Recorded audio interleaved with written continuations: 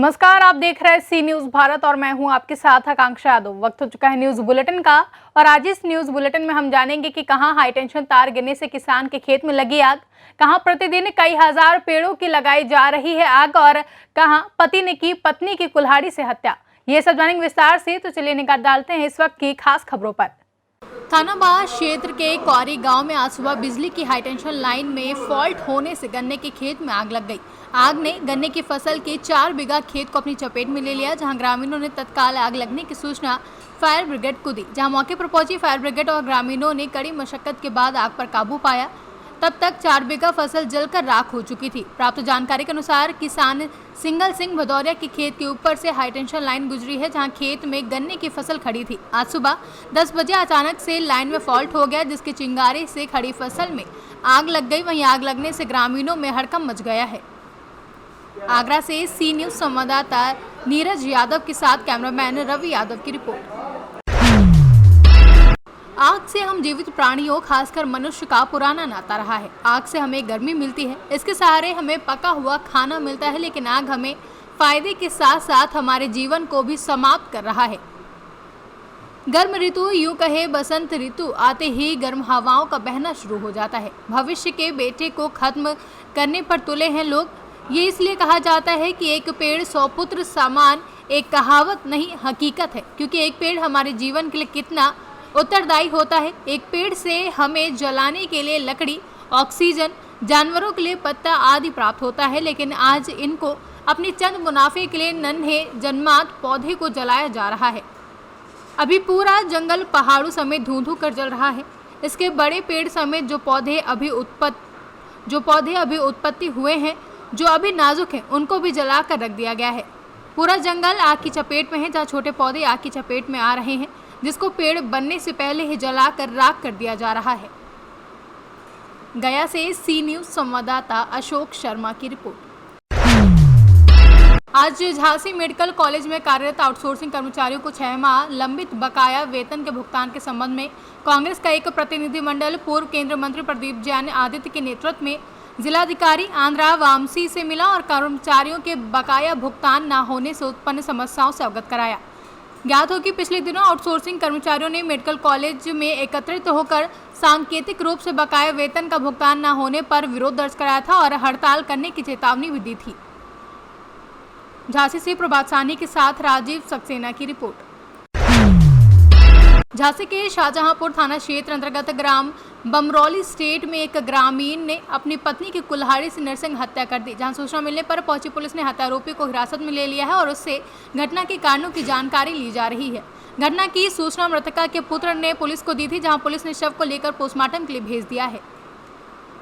देखिए, थाना शाहजहांपुर के बमरौली स्टेट गाँव में आज एक चंद्रभान पुत्र श्रीपाल या दोहरे ने एक थाना पे आकर प्रार्थना पत्र दिया कि आज सुबह वो अपनी माँ के साथ में खेत से भूसा लेकर आए और माँ को छोड़ा था बाड़े में। वहाँ पर उनके पिताजी भी रहते थे बाड़े में, और किसी बात को लेकर माँ और पिताजी में कोई झगड़ा हुआ है, जिस कारण से पिताजी ने उन पर कुल्हाड़ी से वार करके उनकी हत्या कर दी है। और इस पर आवश्यक विधिक कार्रवाई हेतु उन्होंने प्रार्थना पत्र दिया है। तत्काल पुलिस ने गंभीरता से संज्ञान में लिया और आवश्यक कार्रवाई हेतु मौका मुआयना करके वहाँ पर जो है देखा तो उनकी मृत पड़ी हुई थी माँ, और उनका पोस्टमार्टम भी पंचायतनामे के लिए कार्रवाई की जा रही है। तत्काल इसमें एक अभियोग पंजीकृत कराया गया है और जो अभियुक्त उनके पिताजी श्रीपाल दोहरे हैं, उनको क्षेत्र से गिरफ्तार किया गया है और आवश्यक विधिक कार्रवाई की जा रही है। Bureau report, Jhansi. झांसी में सिंचाई विभाग के मुख्यालय बेतवा भवन में चल रहे किसान आंदोलन के 8वें दिन मुख्य अभियंता परियोजना राजपाल, प्रभारी अधीक्षक अभियंता सिंचाई निर्माण मंडल यतेंद्रपाल सिंह, अधिशासी अभियंता सिद्धार्थ कुमार सिंह एवं जिलेदार राजा राम के साथ किसानों की मुख्य मांगों को लेकर बिंदुवार वार्ता हुई है, जहां सभी मांगों को उचित मानते हुए मुख्य अभियंता परियोजना ने कार्रवाई करने का आश्वासन दिया है। लेकिन किसानों के द्वारा यह पूछने पर कि 3 माह पूर्व आपके द्वारा दिए गए आश्वासन के बाद क्या कार्रवाई की गई, इसका सिंचाई विभाग के अधिकारी संतोषजनक जवाब नहीं दे सके। इस पर किसानों ने मुख्य अभियंता के द्वारा दिए जा रहे आश्वासन को खारिज कर दिया तथा किसान नेता गौरी शंकर विधुआ ने आंदोलन स्थल पर ही होली मनाने की घोषणा की तथा विधवा द्वारा अधिकारियों को स्पष्टता बता दिया गया कि अब आंदोलन समस्याओं के समाधान के उपरांत ही समाप्त होगा। आपका जो चल रहा है काफ़ी दिनों से, क्या है इसमें? कुछ हुआ भी तो नहीं? इसमें भैया आज 12वें दिन है हम लोगों का। अधिकारी आकर एक दो बार आए और सुनकर चले गए। कम से कम ये तो देख लें कि हम लोग बैठे काय के लिए, हमारी मांगें जायज़ हैं कि नहीं हैं। डीएम साहब ने बुलाया था, वहाँ हम अपने प्रपत्र जमा करके आए हैं, वहाँ अपनी व्यथा सुना के आए हैं। सिंचाई विभाग के नीचे से लेके ऊपर तक सारे अधिकारियों को हम सुना चुके हैं। ये तो कहते हैं कि तुम्हारी मांग जायज़ है, लेकिन उन मांगों को ये करना नहीं चाहते हैं, उनको पूरा नहीं करना चाहते हैं। उसकी मुख्य वजह मेरी जो समझ में आया है कि हम लोगों से कमीशन नहीं मिलता है। जो हम लोगों को अनुकंपा राशि मिलेगी, जो हम लोगों को मुआवजा वगैरह मिलेगा, उसमें इनको कमीशन नहीं मिलता है। और ये वही काम करते हैं जिसमें इनका कमीशन होता है।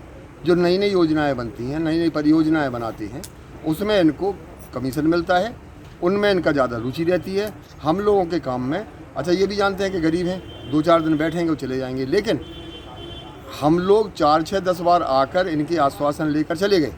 अब की बार हम लोगों ने प्रण कर लिया है कि अब हम तभी जाएंगे जब हमें हमारा हक मिल जाएगा। हम अब ऐसे नहीं जाएंगे, चाहे वो 1 दिन हो, चाहे वो 12 दिन हो गए, चाहे 24 दिन हो जाए, चाहे महीना भर हो जाए, और चाहे दिवाली ही क्यों ना हम लोगों को यहाँ करना पड़े। हम लोग होली पे भी यहीं रहे। सब दुनिया मना रही थी अपने घर पे होली, ये लोग भी, अधिकारी भी अपने घर पे गए थे, लेकिन हम लोगों ने यहीं पे सूखी रूखी खा के यहीं पे हम लोग बनाते हैं, खाद जो मिल जाता है वो बनाते खाते हैं। हम लोग होली मनाई है। और अब मैं एक चेतावनी और देना चाहता हूँ कि अब खाली हाथ जोड़ू ना समझें, हम लोग हाथ तोड़ू भी हैं। हमारी धैर्य की परीक्षा ना लें। हमारा धैर्य अब टूटने पर है, और अगर धैर्य टूटा तो पता नहीं क्या क्या टूट जाएगा, राज्य सरकार का और यहाँ जिला प्रशासन का और सिंचाई विभाग का। मेरा निवेदन आप लोगों के द्वारा है कि अब हमारी मांगों को शीघ्र पूरा किया जाए। झांसी से प्रभात साहनी के साथ राजीव सक्सेना की रिपोर्ट। ललितपुर जिले के ब्लॉक 12 अंतर्गत ग्राम पोस्ट देवरान के शहजाद नदी के तट पर सुखदीन रजक मानसिंह लोधी विंद्रावन लोधी के खेत में विद्युत विभाग की घोर लापरवाही के चलते लाइन पुरानी होने के कारण तारों से शॉर्ट सर्किट की वजह से आग लग गई। जैसे ही गांव वालों को सूचना मिली, सभी एकत्रित हो गए और कड़ी मशक्कत के बाद आग पर काबू पाया गया। ललितपुर से सी न्यूज संवाददाता जितेंद्र यादव की रिपोर्ट। फिलहाल के लिए न्यूज बुलेटिन में बस इतना ही। देश और दुनिया की तमाम बड़ी खबरों के लिए देखते रहें सी न्यूज भारत।